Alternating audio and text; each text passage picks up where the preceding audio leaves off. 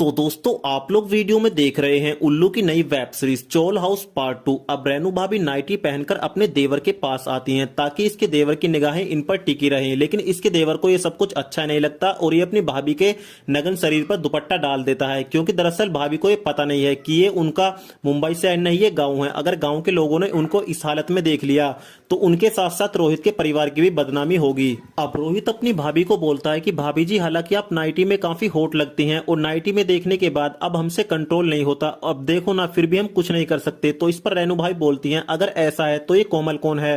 तो ये बताता है कि कोमल हमारे गांव की एक लड़की है जो काफी अच्छी लड़की है, लेकिन आप जैसा समझ रही हो हम दोनों के बीच ऐसा कुछ नहीं है। तो रेनू भाई बोलती हैं, अगर ऐसा कुछ नहीं है तो कल जब तुम नंगा नहा रहे थे तो वो तुमको देखकर क्यों हंस रही थी?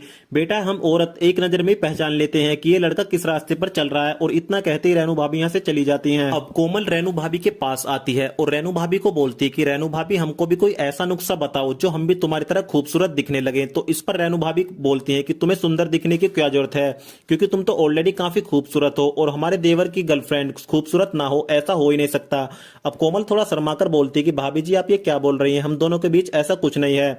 तो भाभी जी बोलती हैं कि ज्यादा बनने की कोशिश मत करो, क्योंकि हमने तुमको एक दिन चोरी से एक दूसरे के साथ कुएं से पानी निकालते हुए भी देख लिया है। अब दोस्तों इतना सुनते ही कोमल के होश उड़ जाते हैं और यहाँ से चली जाती है। अब रात को रेनू भाभी का भानु भैया के साथ मूड बनने लगता है, लेकिन शक के कारण भानु भैया रेनू भाभी को हाथ तक नहीं लगाने देते, क्योंकि इन्होंने कई बार रेनू भाभी को अपने छोटे भाई यानी रोहित के साथ देख लिया था। और दोस्तों इसी तरह वेब सीरीज का एपिसोड नंबर 2 भी यहीं पर समाप्त हो जाता है।